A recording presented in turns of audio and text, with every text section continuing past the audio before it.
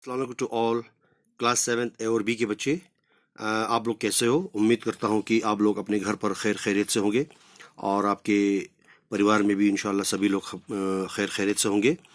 आप लोग घर पर ही बैठकर अपनी पढ़ाई करते रहिए और जो होमवर्क वगैरह है उन्हें भी आप अच्छी तरह से प्रॉपर करते रहिए, साफ़ सुंदर, नीट एंड क्लीन।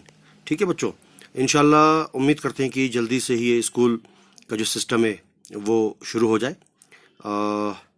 फिर आप लोगों को और अच्छी तरह से हम लोग पढ़ाने की कोशिश करेंगे। जब तक स्कूल नहीं खुलता है तब तक आप अपने घर पर ही रहेंगे, सेफ रहेंगे और सुरक्षित रहेंगे। ठीक है। और जो हमारा स्कूल का जो काम है, जो भी होमवर्क है या रीडिंग है या याद करना है या जो रिवीजन है, उनको आप अच्छी तरह से करते रहिए। हर क्लास में जो भी हम पढ़ा रहे हैं उसका वीडियो आपको बनाकर अपने अपने क्लास के ग्रुप में दे देते हैं और उसको आप यूट्यूब से भी हासिल कर सकते हैं।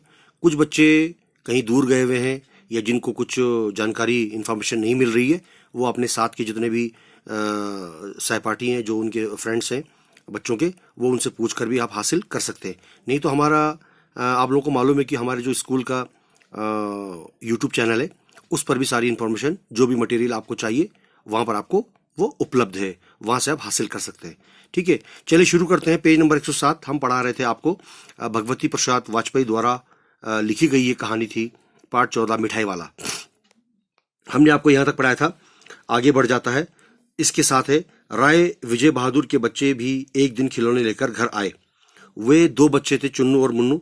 जब चुन्नू खिलौने ले आया तो वो बोलता है, यहाँ से देखिए, मेरा घोड़ा कैसा छुंदल है, यानी कि मेरा घोड़ा जो है वो कितना सुंदर है।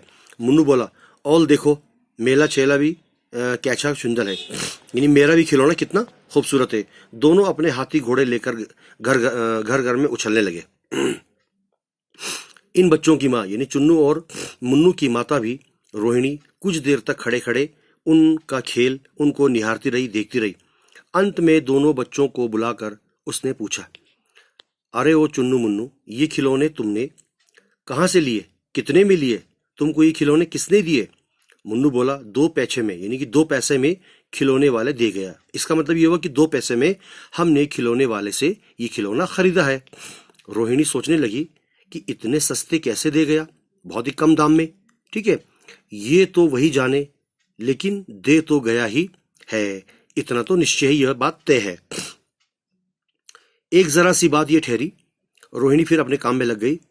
फिर कभी उसे इस बात पर विचार करने की कोई आवश्यकता भी भला क्यों पड़ती। वो सोचने लगी, चलो छोड़ो, किसी खिलौने वाले सस्ते बेच गया, इस बारे में उसको सलाह मशवरा, इस पर सोचने की उसे कोई खास जरूरत क्यों पड़ने लगी। वो अपने हर रोज की तरह काम में लग गई। तकरीबन 6 महीने बीत गए। नगर भर में 2-4 दिनों से एक मुरली वाले के आने का समाचार फैल गया था। शहर में एक मुरली वाला आया है बोल के चारों ओर इस बात का जिक्र हो रहा था, चर्चा होने लगी।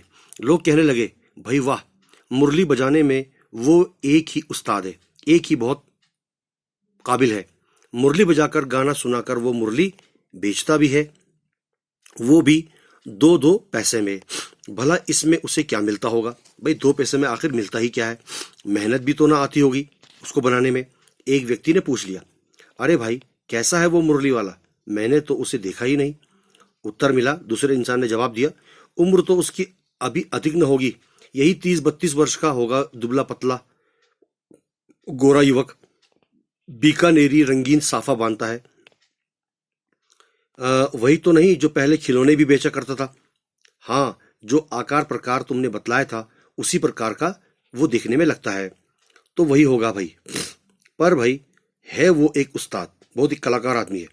प्रतिदिन इसी प्रकार उस मुरली वाले की चर्चा होती रही, हर रोज उसके बारे में जिक्र होता रहा।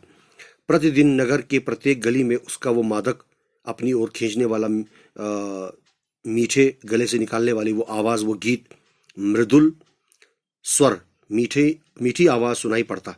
बच्चों को बहलाने वाला मुरली वाला आया है। रोहिणी भी मुरली वाले का ये स्वर सुना, उसने भी इस आवाज को सुना। तुरंत ही उसे खिलौने वाले का स्मरण हो गया। एकदम उसे उस खिलौने वाले की याद ताजा हो गई। उसने मन ही मन सोचा, खिलौने वाला भी इसी तरह गा गा कर खिलौने बेचा करता था। रोहिणी उठकर अपने पति विजय बाबू के पास गई।